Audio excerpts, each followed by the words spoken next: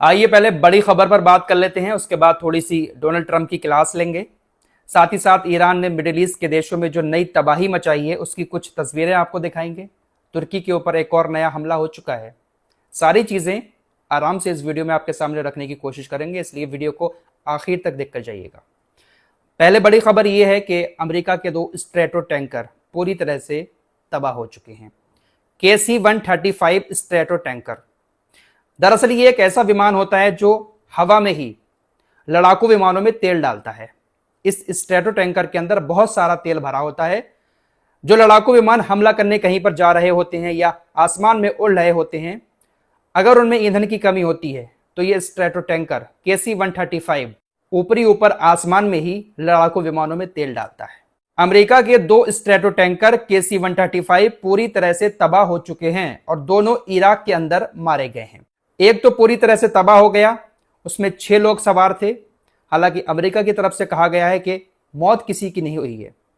जो दूसरा strato tanker था KC-135 वो भी डैमेज हुआ। हालांकि अमेरिका ने कहा कि वो इजराइल के बेन गुरियन हवाई अड्डे पर उतर गया है, लेकिन एक स्ट्रेटो टैंकर विमान पूरी तरह से तबाह हो गया। उसको लैंडिंग करने के लिए कहीं जगह भी नहीं मिली, उतरने लायक ही नहीं बचा, ऊपर से नीचे गिरा और पूरी तरह से वो खत्म।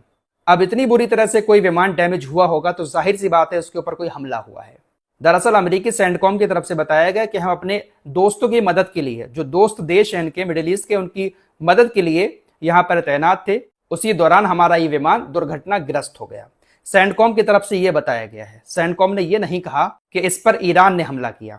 अब ये इत्तेफाक तो हो नहीं सकता कि 2 विमान एक ही वक्त में दुर्घटनाग्रस्त हुए हों। जाहिर सी बात है कि इन पर हवाई हमले हुए हैं। ईरान की तरफ से बताया गया कि हमने अमेरिका के तेल भरने वाले 2 विमानों पर हमला किया। एक तो पूरी तरह से जलकर राख हो गया, उसमें जितने भी लोग सवार थे सबकी मौत हो गई, लेकिन एक जो है वो इजराइल के एयरपोर्ट पर उतरने में कामयाब रहा।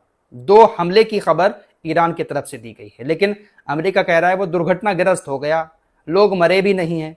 भाई जब पूरी तरह से जलकर राख हो गया, ऊपर से ही गिरा एक तेल का जहाज, तेल का विमान, तो आप सोच सकते हैं कि उसमें किस तरह से आग लगी होगी। फिलहाल तस्वीरें ज्यादा सामने नहीं आई हैं। हालांकि अमेरिका ने इस खबर को कंफर्म कर दिया है।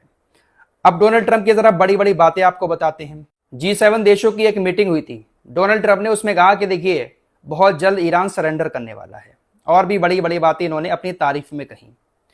लगातार इनकी तरफ से पोस्ट तो आ ही रहे हैं। ईरान कह भी चुका है कि सिर्फ लिखने से जीत नहीं होती है, जंग आपने शुरू कर दी है, खत्म जमीन पर ही होगी। ट्विटर पर लिखने से, पोस्ट करने से जीत